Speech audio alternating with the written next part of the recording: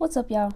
It's your girl Brittany from She Abundantly at sheabundantly.com. I wanted to share a quick fun fact about sex. I've been on this journey of understanding and just really wanting to pursue a healthy sex life for a while. And it's like my journey has been consistent, but it's been up and down, just learning myself. And so this is something that I've learned. God created sex, yes. And one of the biggest driving factors underneath sex is a desire for intimacy. Intimacy meaning to be known, to have a safe place. And in a safe place meaning a place where you can be your complete self without fear of rejection, without fear of abandonment, without fear of harm or re-injury. And also to be known, meaning for someone to understand you completely through and through.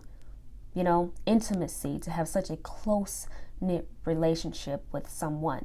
And, you know, this is one of the reasons why God designed sex to be within a covenant marriage, a committed marriage. Because you can't have that level of intimacy with everybody. Like, it has to be cultivated, it has to be nurtured, and it has to be deep rooted. The only type of relationship that can foster such things is a marriage, because marriages last, ideally forever, like until you die. So you have time to cultivate, you have time to prune, you have time to grow, to get to know one another. And so that is the underlying driving force of sex, right? So if that's what we desire, if that's what we get through sex in a committed marriage, is intimacy, to know one another, what do you think happens when we have sex outside of that kind of committed relationship of marriage? The very opposite happens. You don't know each other deeply and intimately. It's not a safe place.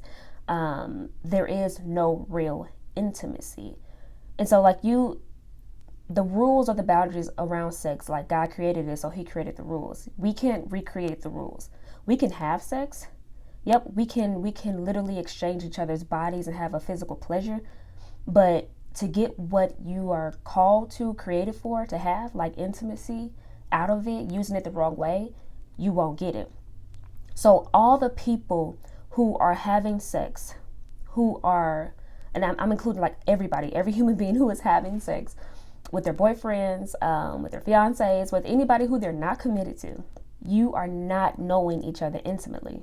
What you're doing is you are working against yourself. You're working against the very nature of you, which is you desire intimacy and connection, and you're not getting it. So y'all think y'all know each other and y'all really don't. You know the least about each other. You may know what each other's private parts look like. You may know how to get their body to have an orgasm, but you don't know them. You don't know their heart. You don't know their intimate deepness and hurts and pains and how they are, how they're wired. You don't know what God has put inside of them because of the act of having sex outside of that committed relationship. That's crazy. And that's amazing, like how God created it. But it's crazy how we settle for non-intimate sex. Like, who wants that? Who wants to be in a relationship with somebody for years and using and abusing sex in the wrong way and not getting what you are created for out of it? Who wants to be with somebody for years and just not know each other? So many people, millions, including myself at one point, millions, settle for this kind of relationship, to be with somebody and not know them. That's sad. Like, when I think this thing through, it's really sad. And you know what? I have intimate conversations. Of course, if you follow me, you see me talking about sex and you see the message and what the power of the Holy Spirit for real does through me. But I have my own sexual journey. I've been on this sexual journey and learning to be integrous with my body. And it has been an up and down kind of thing. Like, through my intimate conversations with young women around me who are going through the same things, we talk a lot about being single and still wanting to pursue the feelings of orgasms. Some women practicing masturbation and things of that nature.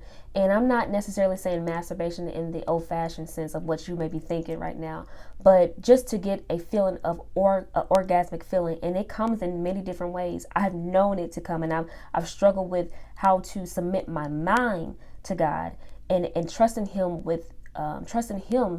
to be the ultimate source of pleasure, and not settling for this cheap pleasure outside of God's boundaries of sex in a marriage, outside of true intimacy, because it's real. It is so real. And, well, can you have intimacy with yourself? A lot of people will say, and I want to expose this perverted way of thinking. Well, you can get to know yourself by masturbating or by having sex with yourself. And I know from a lot of failure that that's a lie too. Because think about it. When God created sex, the whole thing, when you see him talking about sex, is always saying, the two become one. The two become one. Because sex is communal. It is an act that is to be shared with another human being. It was never designed to be selfish. Ever. So the two become one. So to say that you can get to know yourself, because this is what people say all the time, to be intimate with yourself, get to know who you are, explore yourself, explore your body, explore, what makes you, feel good, and how your body has orgasmic feelings and stuff like that. You think you're getting to know yourself, but you're not. You're not. You're actually living or experiencing a lie. Your body is experiencing a lie, because God would never tell you to have sex with anyone, or let me say it like this. God would never tell you to have sex unless there was someone there to become one with, or to practice becoming one with, unless there's someone there to share and grow in intimacy with. So since you're having sex by yourself, there's no one there. So He's not urging you. He's not pushing you. The Holy Spirit's not telling you to have sex with yourself for that very reason. God created sex for intimacy, for commitment, for so many things, right? But if we settle for these lies, if we settle for these ways of thinking, that we think of, leaning to our own understanding, trying to finesse and get our own way so we can still get that feeling in our body, I know how you feel. Like we're robbing ourselves and we're lying to ourselves. When you're having sex with someone you are not committed to, you are lying to each other. You're lying to each other because you are doing this act in the body that you didn't do with your life. You did not commit your life to them. So when you have sex with them, you're lying, because sex is a committed act. You're saying we are committed to one another. We have become one with one another. When in life you have not. You have not committed your life to them before God and before the law. You have not. And so you're lying to one another. So can you really be intimate with someone based on a lie? You cannot be intimate with anyone based on a lie, because you'll never be able to know the true self or the true person, because y'all lying to one another, so they can't know you. Same with the body, same with masturbation. You're lying to yourself, so you can't possibly get to know yourself. I don't care how many times you got off, or you've got the feeling, or you tricked your body into, having this feeling without someone being there. Okay, I speak from experience. I know you're still lying to yourself. And it's not intimacy. It's a lie. So I just wanted to share that. It had turned into 9 minutes, but I wanted to share that fun fact with sex, about sex, and just to encourage you along your journey of wanting true, healthy, intimate sex. If you want that, don't settle for the cheap sex. And I'm telling you, and I'm telling myself that. Because like I said, I talk to my lady friends, and, we talk about like why we may settle for orgasmic feeling in the moment. And, what were we thinking in that moment? Why are we lying to ourselves? It's an integrity issue.